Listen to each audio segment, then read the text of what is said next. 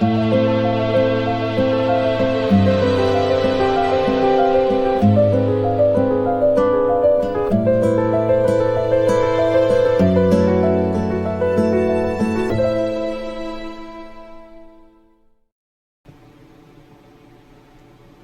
guys, so there is going to be a press conference about Eliza coming up here, and I'm just going to go ahead and start out. Hang on just a second. I'm going to start out with that rather than what I was going to do, because I wasn't aware it was going to happen when I decided to record, but it is. So let's go ahead and pull that up. A little bit early, we're so still we can live on listen to YouTube that Live together to give you an opportunity to hear at the very beginning of this press conference on the murder of Eliza Fletcher, a jogger abducted Friday morning in Memphis, Tennessee. The suspect in the case, 38-year-old Cleotha Abston, was arraigned this morning on now upgraded additional charges of first-degree murder, in addition to kidnapping and theft. As a story that a lot of people are focused in on, how a mother can go for an early morning jog, 4:30 or so in the morning, be abducted, and then found dead just days later. This has got a lot of folks just swirling for answers, trying to figure out exactly how this was able to happen, especially when you have somebody that did 18 years behind bars for an abduction that occurred in the year 2000. Press conference is about to get underway.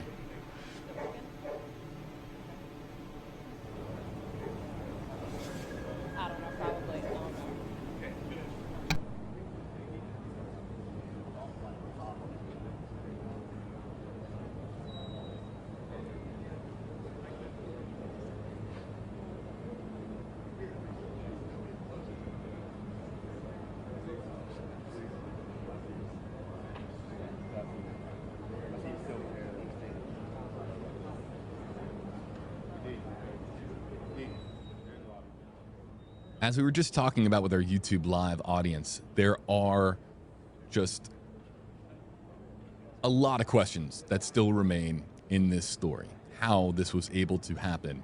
But in the aftermath of the abduction, which again was caught on video, police having video of the moment where Eliza Fletcher was on her early morning jog, a pretty normal morning for her, again, a beloved mother and teacher in the Memphis area, when an SUV pulls up. Somebody forces her inside that SUV, as mic checks are getting done here, forces her inside that SUV, and then they vanish.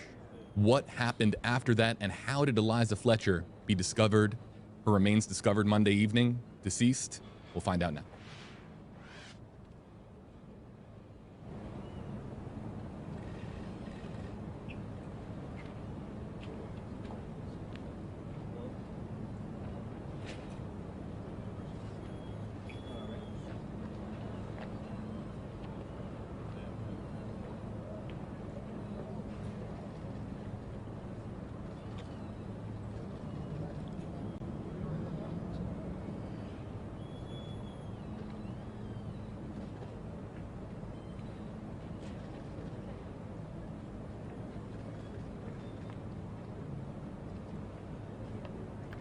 Good.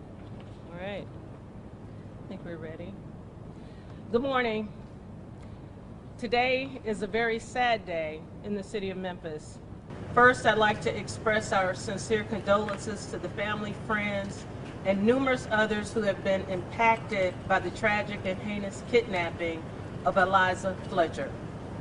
Yesterday evening, September 5th, at approximately 5:07 p.m., the Memphis Police Department and other law enforcement partners discovered the remains of a human body, in the rear of a vacant duplex apartment at the 1600 block of Victor Street. At that time, it was believed the unidentified body could possibly be the remains of kidnapping victim Eliza Fletcher. Further forensic investigation by the MPD traffic unit positively identified the body was, in fact, Eliza Fletcher. This finding marked the culmination of a 4-day intensive investigation incorporating a robust search and rescue effort and the timely arrest of suspect Cleotha Abston on September 3rd, the day following the kidnapping. Cleotha Abston has been charged by MPD homicide investigators with the following state charges: first-degree murder and perpetration of kidnapping, especially aggravated kidnapping, and tampering with evidence. In addition, Abston has been charged with the following unrelated offenses: identity theft, theft of property, and credit card fraud. While the outcome of this investigation is not what we hoped for, we are nonetheless pleased to remove this dangerous predator off the streets of Memphis. I'd like to personally thank the professional and highly skilled men and women of the Memphis Homicide Unit, the Memphis Police Department, the FBI, the U.S. Marshals, the Tennessee Bureau of Investigations, the Shelby County Sheriff's Office, the District Attorney General's Office, Homeland Security, the ATF, and the University of Memphis Police Department for your relentless efforts and many contributions toward this investigation. The collaboration and cooperation amongst all of our partner agencies was nothing less than symphonic. We are also very grateful for the hundreds of tips that came through our Crime Stoppers and other platforms from our citizens at large. Our engaged and supportive community is truly our most valued asset. Just remember that this still is an ongoing investigation. At this time, I would like to bring up FBI Special Agent in Charge, Doug Korneski. Good morning. First and foremost, on behalf of the FBI, I want to extend the extreme sympathy and condolences of our office to the family and friends of Eliza. While most of us did not know her prior to this tragedy, through the course of the recent investigation, we got a small glimmer into the light that she was to her family and friends and community. Next, I just want to commend the immense collaborative efforts of the local, state, and federal law enforcement during this investigation. As the family knows, every possible resource that we had as a law enforcement community, to include the FBI, was brought to bear to both find Eliza and her perpetrator and hold him accountable. And as simply last, I just want to thank the community for their support during this investigation, the many tips and leads that we received. We are a member of this community as well, and this situation, this tragedy, impacts us deeply as well. So with that, I just again want to thank the community. Next, I will be followed by the Acting Assistant Special Agents in Charge, Ali Roberts from ATF.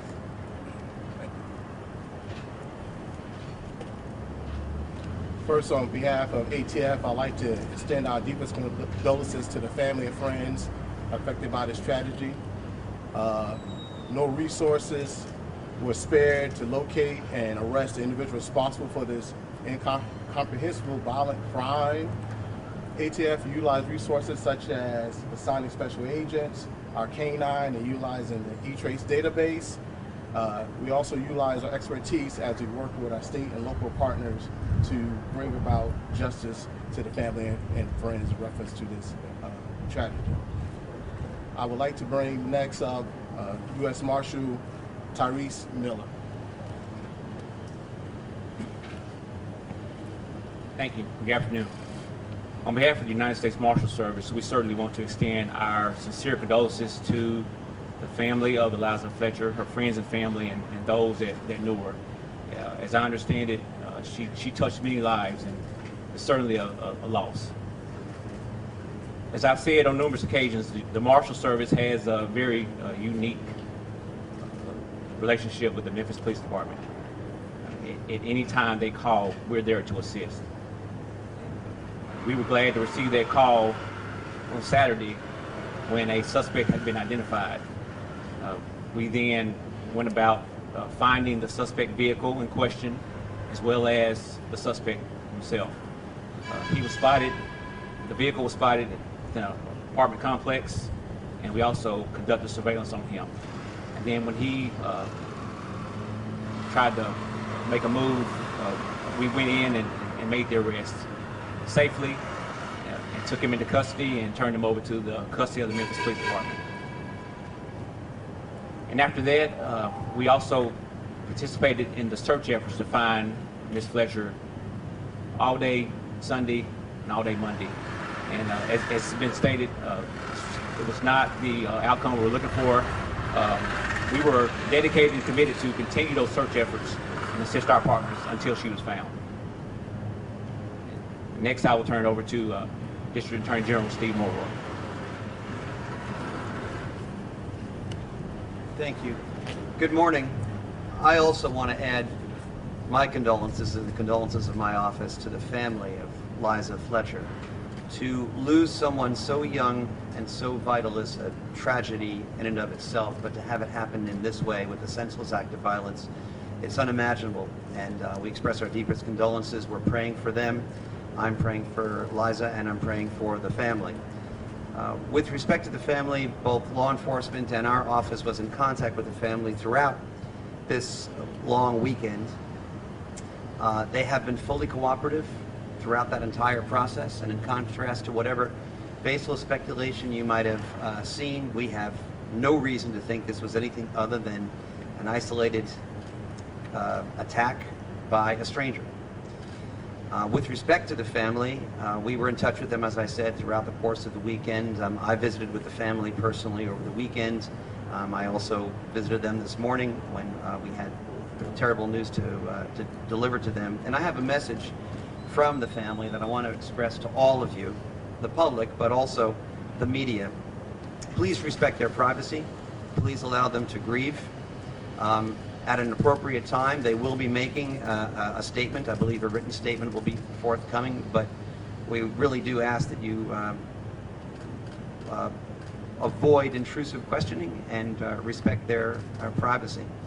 I also want to take this opportunity to commend all of law enforcement, the people behind me and all the agencies they represent. I had the opportunity to go to the command center over the course of the weekend, and I saw with my own eyes the seamless cooperation among all of them. Chief Davis referred to it a moment ago as symphonic. I think that's an entirely appropriate adjective. I watched myself how they cooperated, and I was very impressed with the speed with which they developed leads, the speed with which they turned around test results, the diligence with which they coordinated the search efforts. They're all to be commended. As for our office, the defendant was arraigned this morning on charges of kidnapping and tampering with evidence. He'll be arraigned tomorrow morning on new charges that we now have to bring of first-degree murder, premeditated murder, murder in the course of perpetration of a kidnapping. Any kind of violence, of course, is unacceptable, but repeat violent offenders particularly deserve a strong response, and that's what they'll get from this district attorney's office. We will continue to cooperate with law enforcement and work closely with them, as we already have, so that we can do our best to bring justice to this tragic situation. And I'll end there. I'll note that because this is still an ongoing investigation and a pending case, and I, as a prosecutor, have certain legal limits on what I can say. There are probably limits to what kind of questions that I can answer or that can be answered by anybody. But I'll just end there. Thank you. This question is for anyone in law enforcement. Do you know a manner of death, A, and B, was she killed in the vehicle? It's too early for us to determine place and method of death at this point. Chief, can you describe the suspect initially, according to the affidavit, was not being cooperative with authorities? Did the suspect ultimately help you find his victim? At this time, I can't respond. We are still working with that suspect, but at this time, we have not gotten very much information from that individual. Can you describe how Ms. Fletcher ended up involved? Say that again? May anyone else be charged or involved? It's still early on. We're still uncovering various leads. This is an ongoing investigation. That's a possibility. But at this time, no one else has been charged. Chief, can you describe how Ms. Fletcher ended up in the vacant duplex? We really don't know at this particular time.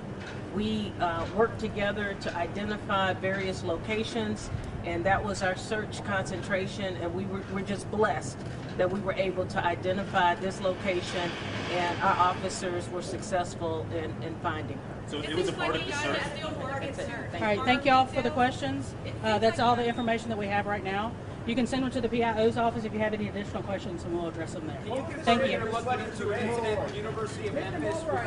We made you guys move so fast on this case.